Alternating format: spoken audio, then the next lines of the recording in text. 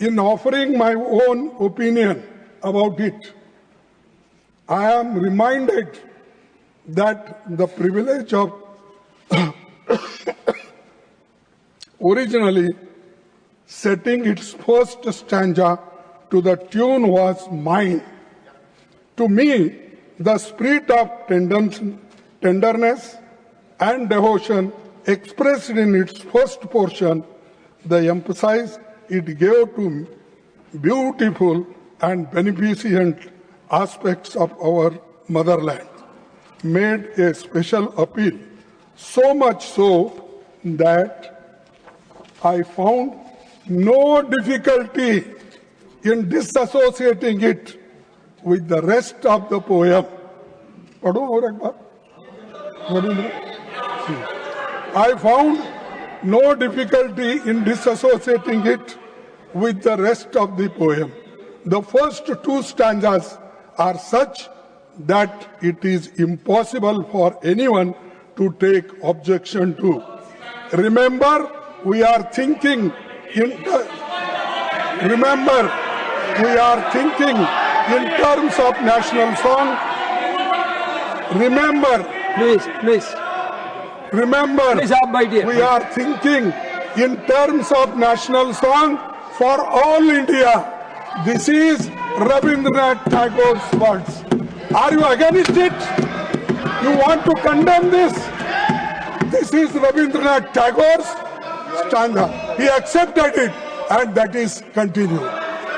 सभापति जी, सच्चाई ये है कि कांग्रेस वर्किंग कमेटी ने 28 अक्टूबर 1937 को गुरुदेव की इन्हीं शब्दों को सर्वसम्मति से पारित किया। कहां पर? तो ये जो इस प्रस्ताव पर सहमति व्यक्त करने वालों में प्रमुख नेताओं के नाम है, पढ़ता हूं। महात्मा गांधी जी, आपको ऑब्जेक्शन है? मौलाना आजाद जी, पंडित नेहरू जी, नेताजी सुभाष चंद्र बोस जी, डॉक्टर राजेंद्र प्रसाद जी, सरदार पटेल जी, जेपी कृपलानी जी, गोविंद वल्लभ पंत जी, ये सभी नेता लोग एक सहमति से उन्होंने कहा ये कांग्रेस वर्किंग कमेटी के प्रस्ताव के और ये प्रस्ताव में क्या है? The committee wishes to point out that the modern evolution of the use of the song as part of national life is of infinitely a greater importance. Therefore, the committee recommends that wherever Vande Mataram is sung at national gatherings, only the first two stanzas should be sung. With perfect freedom to organize to sing any other song of unobjectionable character can be sung. ये working committee में मंजूर हुई। क्या नेहरू जी अकेले थे? क्या गांधी जी नहीं थे? सुभाष चंद्र बोस नहीं थे? कृपलानी नहीं थे? मदन मोहन मालवीय नहीं थे? आजाद जी नहीं थे? इनका अपमान कर रहे हो आप, इन सब का अपमान कर रहे हो। और ये सभी बड़े नेताओं का सम्मिलित निर्णय था। फिर नेहरू जी को अकेले क्यों टारगेट करके प्रधानमंत्री वही बार बार बोलते हैं, यहाँ होम मिनिस्टर बोलते हैं। और इसका एक प्रति भी मैं आपके सामने रखूंगा। नंबर 2 यहाँ है। सर देख, ये दूसरा नंबर है, मैं ये भी पठन पे रखूंगा। प्लीज ये पढ़ लीजिए, क्योंकि आप नहीं पढ़े होंगे कांग्रेस का इतिहास। सिर्फ आप गोलवरकर का, मनुस्मृति का ये किताबें पढ़े हैं, ये भी जरा पढ़ो, इसीलिए मैं आपको दे रहा हूं। सर, इस मुद्दे पर एक नया विवाद खड़ा करके मोदी जी ने न केवल राष्ट्रीय नायकों का बल्कि विशेष रूप से गुरुदेव रविंद्रनाथ टैगोर का भी अपमान किया। यह नेताजी सुभाष चंद्र बोस का भी अपमान है, जिन्होंने वंदे मातरम को स्वतंत्रता संग्राम की धड़कन बना दिया। और उसी पूरी पीढ़ी का भी अपमान किया जिसने जेलों की यातनाएं नहीं सही, लाठियां खाई और इस गीत को अपने हृदय में रखकर देश के लिए प्राण न्यौछावर कर दिए। इसीलिए मोदी जी को आपको देश से माफी मांगना चाहिए,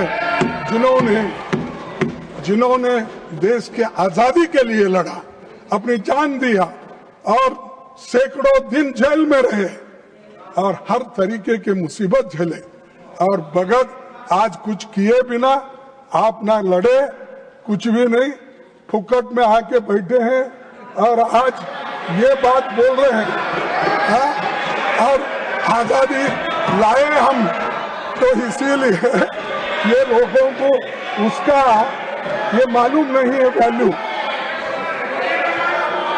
सर, सभापति जी, मैं सदन को याद दिलाना चाहूंगा कि हिंदू महासभा और आरएसएस ने स्वतंत्रता संग्राम में भाग नहीं लिया था।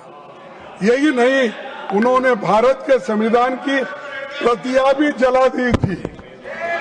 उन्हें आपत्ति थी कि जो बाबा साहब अम्बेडकर ने संविधान बनाया था वो मनुस्मृति पर आधारित नहीं था, इसीलिए हम उसको मान्यता नहीं देंगे, और यहीं पर उसको जलाया गया दिल्ली में।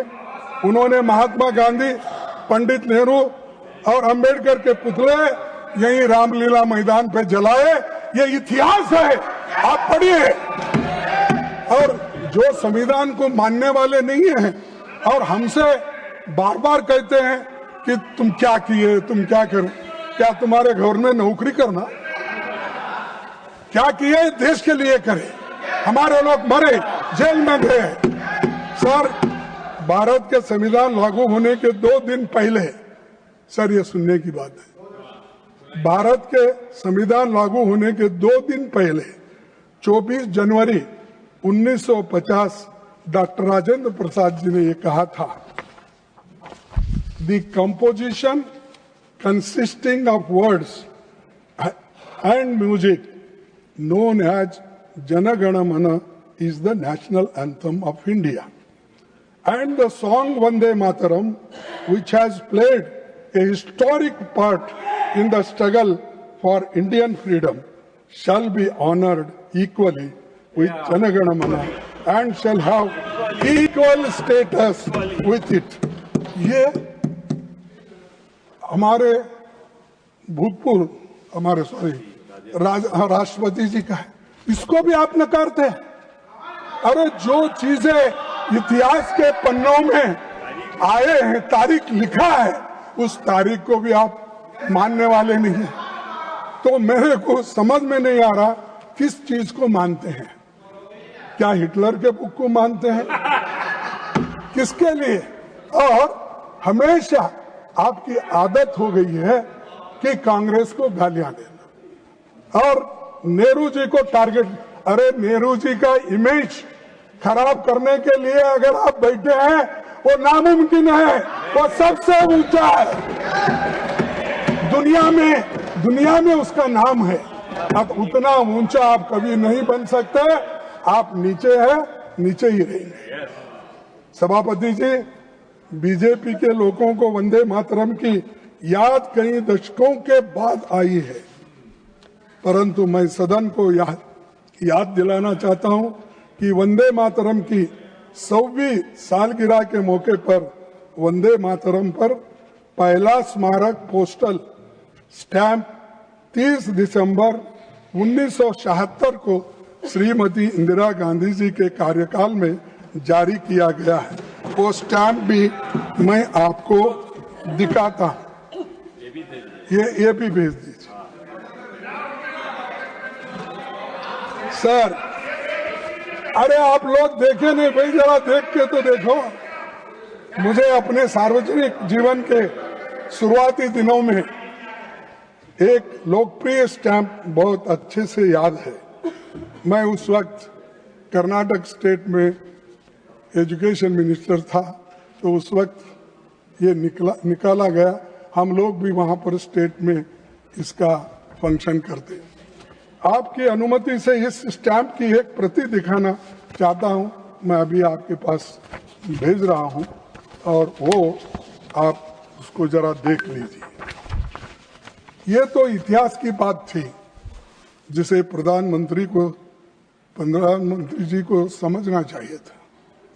आज की चर्चा का संदर्भ वही होना चाहिए जो देशवासियों को वंदे मातरम की भावना का सही अर्थ और सम्मान समझा सके।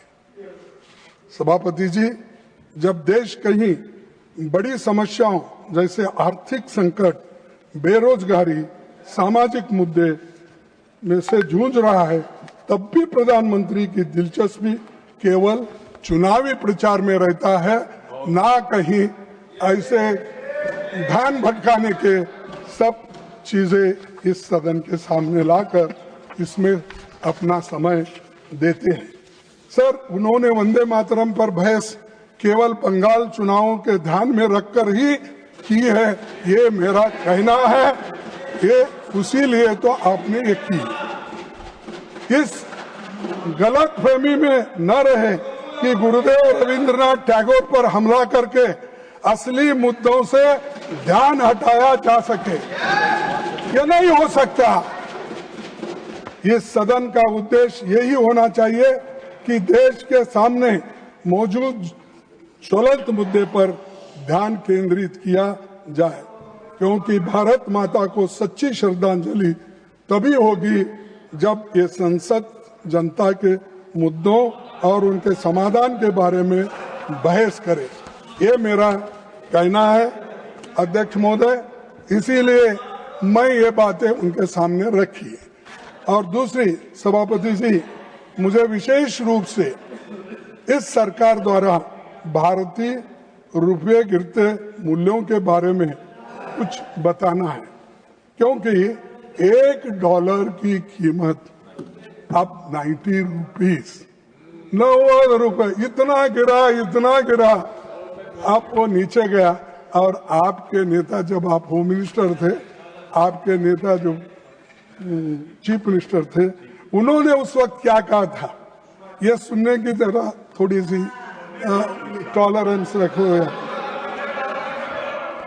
जब देश के सामने आर्थिक चुनौतियां खड़ी है, तब वंदे मातरम जैसे राष्ट्रगीत को लेकर राजनीतिक बहस करना केवल ध्यान भटकाने का प्रयास है।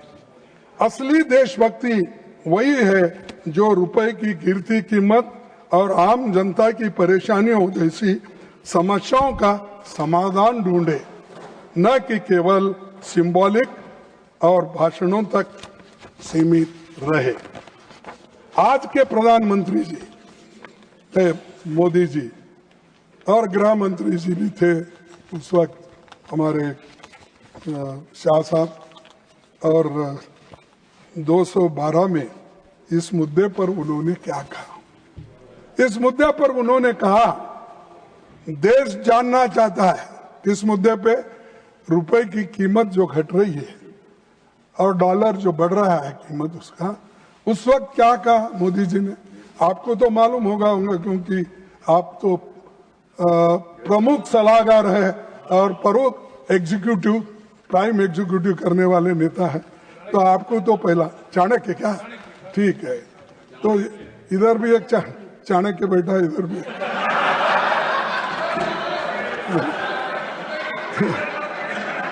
तो अरे बेटो, देश जानना चाहता है। प्रधानमंत्री जी, ये उन्होंने कहा, देश जानना चाहता है।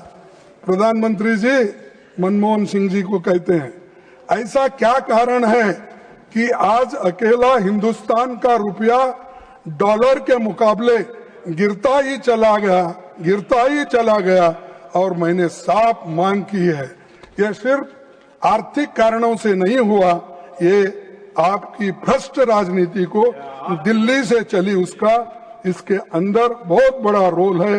मैं बहुत गंभीरता से ये आरोप कर रहा हूं। क्या आपके पास भी ऐसा ही हुआ? आप भी भ्रष्ट हैं? आप तो बोलते मैं पाक हूं, स्वच्छ हूं, कहाँ है? ये दर्शाता है आप आज पूरे हिंदुस्तान, पहले जो था उससे बदतर हो गई आपकी गवर्नमेंट। और आज जो उस वक्त 55-60 रुपए था, आज 90 रुपए। अरे गिर गया, इतना गिर गया, इतना गिर गया। वो हिमालय से नीचे गिरने के बाद आदमी के टुकड़े टुकड़े भी नहीं मिलते, वैसा हो गया आपके हाथ। सर, ये शब्द मोदी जी के हैं, मेरे नहीं है, उनका कोट है। लेकिन मैं ये पूछना चाहता हूं कि जिन कारणों का हवाला देकर आपने उस समय हम पर आरोप लगाए थे, क्या वही कारण आज रुपए के लगातार गिराने की वजह बन गई है? तो ये आप लोगों का कहना है।